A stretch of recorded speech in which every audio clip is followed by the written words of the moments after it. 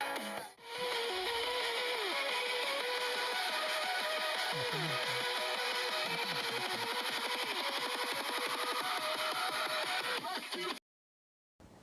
Students, सबका स्वागत है मॉडल के ऊपर हमारी थर्ड वीडियो पे।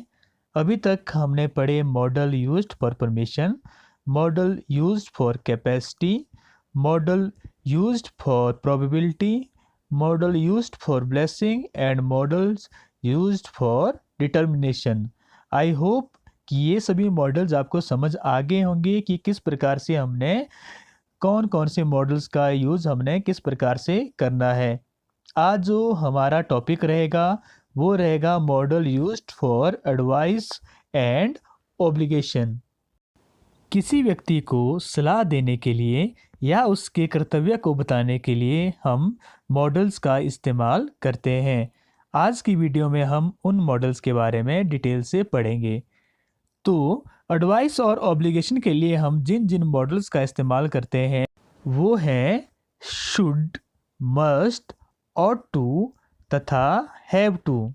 इन मॉडल्स में से शुड तथा ought to का प्रयोग एडवाइस देने के लिए तथा मस्ट एवं हैव टू का प्रयोग हम ऑब्लिगेशन या कंपल्शन को व्यक्त करने के लिए करते हैं।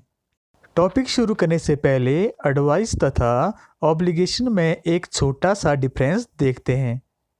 जब हम किसी व्यक्ति को सलाह देते हैं तो वह व्यक्ति उस सलाह को मान सकता है या नहीं भी मान सकता, लेकिन जब हम बात करें ऑब्लिगेशन की या कंपल्शन की तो उस व्यक्ति को वो कार्य करना ही करना पड़ेगा।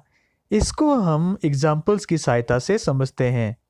यहाँ पर मैंने 2 सेंटेंसेस लिए हैं।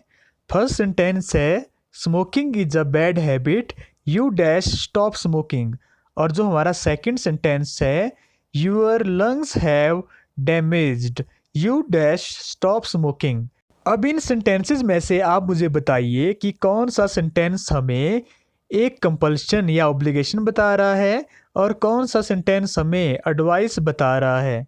सर, जो दूसरे वाला सेंटेंस है वो हमें ऑब्लिगेशन बता रहा है या कंपल्शन बता रहा है, क्योंकि उस व्यक्ति के जो फेफड़े हैं वो पूरी तरह से ख़राब हो चुके हैं।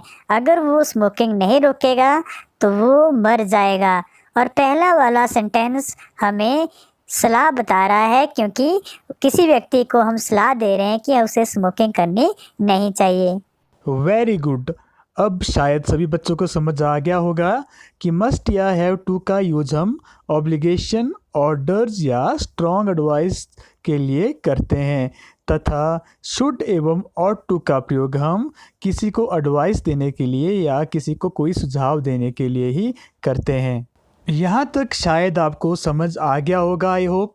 अब हम देखते हैं कि एग्ज़ाम में हमने कैसे आइडेंटिफाई करना है कि ये एक एडवाइस दी जा रही है या ये एक ऑब्लिगेशन है। कुछ एक एग्जाम्पल्स हम यहाँ पे लिखेंगे, उन एग्जाम्पल्स को आपने पढ़ना है। तो ये 4 एग्जाम्पल्स हम करेंगे। पहला है you dash obey your parents, second है you dash to respect your elders, third है tomorrow is your exam, you dash come early, और फोर्थ है यू डैश हेल्प पुअर। तो इसमें एक बात का ध्यान रखना है, जहाँ पर आपको ब्लैंक्स के बाद टू इन्फिनेटिव दिया हो, जैसे कि सेकंड सेंटेंस में है यू डैश टू, तो जो ये टू वाले वर्ड्स हैं इसमें ही आपने ought to तथा have to का प्रयोग करना है। ये आपके एग्ज़ाम के लिए एक बहुत इजी सी ट्रिक है। और जो बाकी जिसमें हमारे पास टू इन्फिनेटिव नहीं है वहाँ पर हमने मस्ट तथा शुड का प्रयोग करना है। तो सबसे पहले कोशिश करते हैं शुड तथा मस्ट की। जैसे कि इन 4 सेंटेंस में से हमें क्लियर हो रहा है कि सेकंड तथा थर्ड सेंटेंस में टू इन्फिनेटिव है ब्लैंक के बाद, तो इसमें शुड तथा मस्ट नहीं आएगा। जो फर्स्ट हमारे पास सेंटेंस है you dash obey your parents, और फोर्थ है यू डैश हेल्प पुअर। अब आपने इन दोनों सेंटेंस में से देखना है कि कौन सा सेंटेंस स्ट्रॉन्ग एडवाइस दे रहा है या कौन सा सेंटेंस हमें ऑर्डर दे रहा है और कौन सा सेंटेंस हमें सिंपल सी एडवाइस दे रहा है। तो you dash obey your parents and you dash help poor, इन दो सेंटेंस में से जो पहला सेंटेंस है वो स्ट्रॉन्ग है, क्योंकि हमें अपने पेरेंट्स की आज्ञा का पालन करना चाहिए। यू डैश हेल्प पुअर, ये एक आपके लिए एडवाइस है कि आपको गरीबों की सहायता करनी चाहिए। इसके लिए आपको कोई भी फोर्स नहीं कर रहा। आप अगर गरीबों की सहायता करना चाहें तो कर सकते हैं, नहीं करना चाहे तो नहीं कर सकते।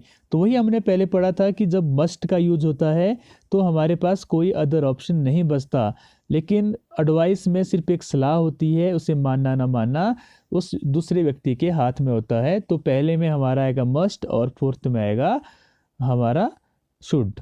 अगर हम बात करें हमारे दो सेंटेंस जिसमें हमने लगाना है ऑट टू और हैव टू, तो इसमें भी आप देख सकते हैं कि सेंटेंस जो थर्ड है हमारा, tomorrow is your exam you dash to come early, ये ज़्यादा नेसेसरी है हमारे लिए या ज़्यादा कंपलसरी है, क्योंकि कल एग्ज़ाम है तो आपको जल्दी आना ही होगा। और जो सेकंड है you dash to respect your elders, तो ये जो हमारा तीसरा सेंटेंस है इससे कम स्ट्रांग है, हमें अपने बड़ों का सम्मान करना चाहिए। लेकिन कल एग्ज़ाम है तो आपको एग्ज़ाम के लिए तो आना ही आना है, इसलिए जो थर्ड है हमने इसमें भरना है हैव टू और सेकंड में आपने भरना है ऑट टू। अगर आपने मॉडल्स का प्रयोग और इजीली समझना है तो आप सबसे ज़्यादा एक्सरसाइज करें, क्योंकि हमने पहले भी पढ़ा है कि बहुत सारे मॉडल एक लॉ के लिए या एक रूल के लिए भी हम 3 से 4 मॉडल्स का यूज़ करते हैं। तो सबसे बेस्ट वे वही है कि आप ज़्यादा से ज़्यादा एक्सरसाइज करें और उसी से जो है आपको मॉडल्स करना आ सकता है। तो ये थी हमारी 3 वीडियोस मॉडल के ऊपर। अगर कहीं पर कुछ समझ नहीं आया तो काइंडली पूछ लें। सम अप करते हुए हम हमने पढ़ा मॉडल यूज्ड फॉर परमिशन, उसके बाद हमने पढ़ा model used for capacity, model used for probability, models used for blessing and models used for determination. कोई भी मॉडल्स यूज़ करना नहीं आया हो तो काइंडली पूछ लें कमेंट बॉक्स में। तो तब तक के लिए सबको बाय बाय, नेक्स्ट वीडियो तक बाय बाय, टेक केयर।